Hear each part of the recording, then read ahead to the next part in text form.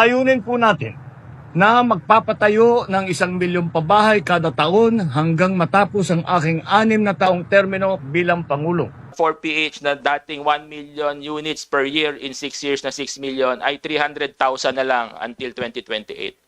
Okay, how do we explain the reduction to the people? Ba't po natin binaba? Number one, ito po, Mr. Chair, nandito na tayo sa makatotohanan. Ano? This is the realistic number, no? Na hindi rin naman madaling makuha, honestly. No? Pagka hindi natin ginandaan yung programa natin, kahit itong 300,000, hindi natin ito ma-achieve.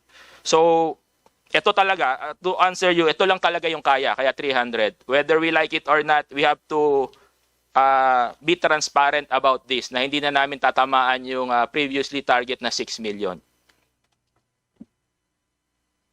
So, you have set a more realistic target na. Yes, Mr. Chair. Opo. And the main reason na hindi po na-achieve yung target,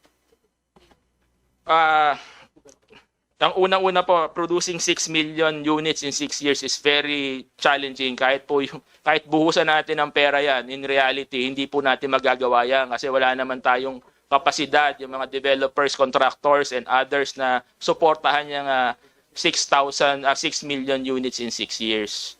Kaya hindi po talaga realistic yung 6 million na target na yan. Kaya hindi na ho namin pinapaikot-ikot pa yung paliwanag.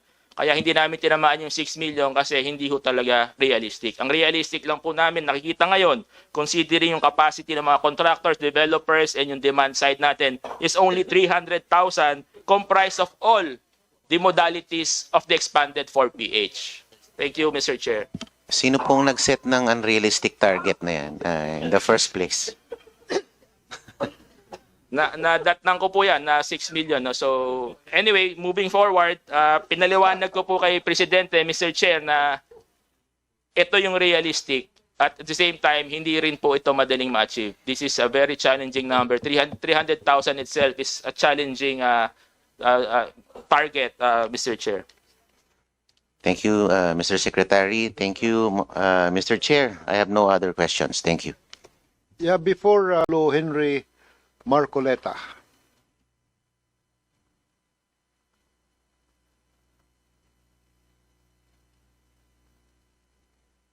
Thank you, Mr. Chair.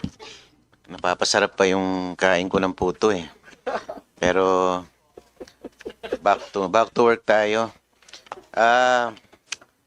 I support the earlier move of Kong Rufus Rodriguez in augmenting or increasing the budget of DSUD. Dahil talaga naman pong the right to domicile ay talagang pangunahing ano po yan, karapatan ng bawat Pilipino magkaroon ng maayos na tirahan. Kaya lang, gusto po namin tulungan nyo kami na tulungan kayo. In other words, meron po kasi akong napansin na mga glaring inconsistencies sa pag-google nyo ng inyong budget. Malilit lang naman pero siguro naman kaya nyong matugunan.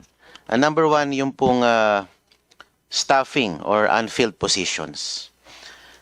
The department currently has 524 vacant positions. Is this correct? That is correct, Mr. Chair. And this consists of 31.1% of its total authorized positions of 1,866 in 2024. And this objectively high number manifests two things. The department is understaffed and as such, consequently has higher tendency to underperform. Ang tanong ko po is, what is the current status of these positions? Are the numbers still the same? And what is the department's solution to this underemployment? Mr. Chair, if I may answer. Number one, simula po nung naupo tayo bilang secretary, kasama po yan dun sa tinutugunan natin.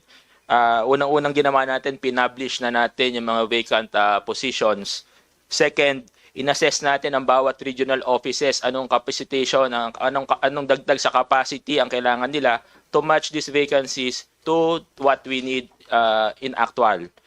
Then, ina-encourage din natin yung mga contract of service employees natin na mag-apply dito sa mga position na ito.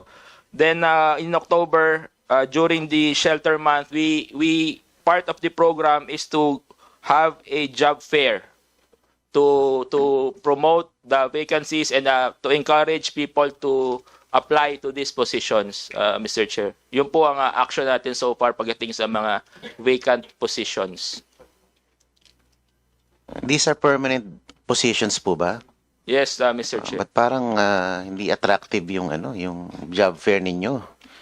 Sisimulan pa lang namin sisimulan pa sa lang. October po, plano namin na ngayon yung awareness dun sa vacancy ng departamento inaakyat namin through announcements and publications. Then hopefully during the shelter month, isa sa mga highlights nito will be a job fair. Then ang problema rin dito kasi may mga positions na mahirap i-comply yung mga requirements, kaya nahirapan din tayong punuan itong mga positions na to. Lalo na yung mga technical positions, no? Ayun, kaya pala. Opo. Okay.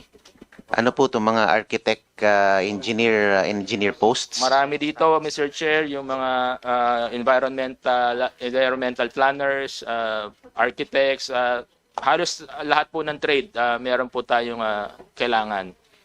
Probably we can tap the schools, Mapua, mga engineering and architectural colleges. We will do that, Mr. Chair. Opo.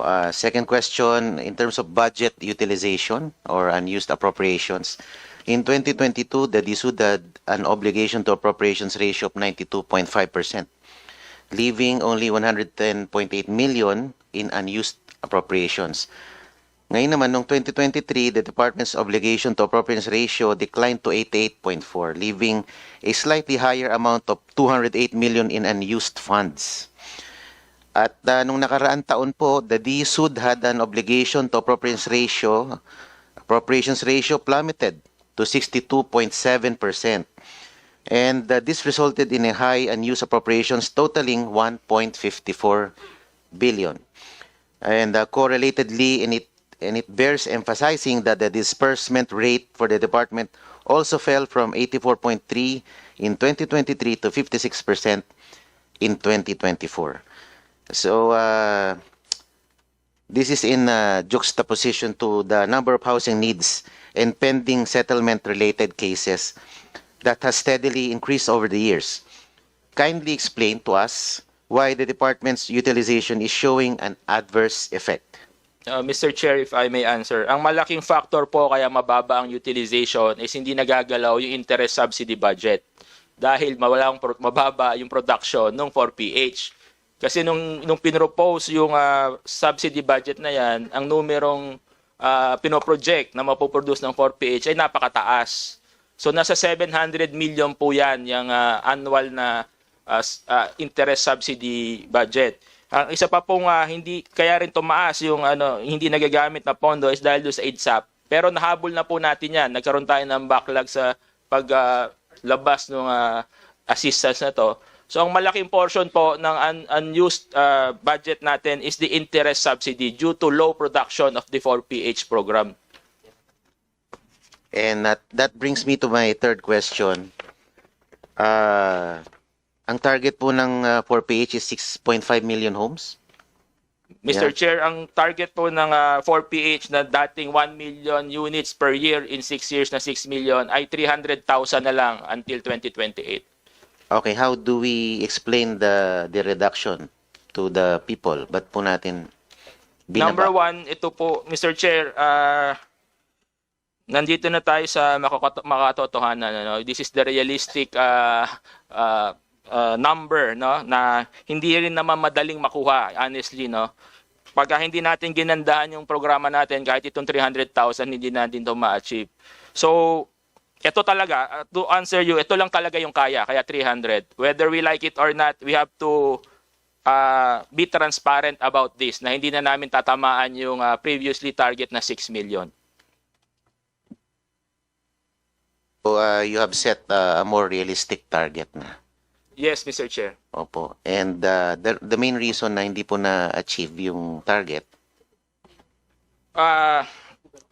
Ang unang-una po, producing 6 million units in 6 years is very challenging. Kahit buhusan natin ng pera yan, in reality, hindi po natin magagawa yan kasi wala naman tayong kapasidad, yung mga developers, contractors, and others na suportahan yung 6 million units in 6 years. Kaya hindi po talaga realistic yung 6 million na target na yan. Kaya hindi na ho namin pinapaikot-ikot pa yung paliwanag. Kaya hindi namin tinamaan yung 6 million kasi hindi ho talaga realistic. Ang realistic lang po namin nakikita ngayon, considering yung capacity ng mga contractors, developers, and yung demand side natin, is only 300,000 comprised of all the modalities of the expanded 4PH. Thank you, Mr. Chair. Sino pong nag-set ng unrealistic target na yan in the first place? Nadatnang ko po yan na 6 million. No? So, anyway, moving forward, pinaliwanag ko po kay Presidente, Mr. Chair, na ito yung realistic. At the same time, hindi rin po ito madaling ma-achieve. This is a very challenging number. 300,000 itself is a challenging target, Mr. Chair. Thank you, Mr. Secretary. Thank you, Mr. Chair. I have no other questions. Thank you. Yeah, before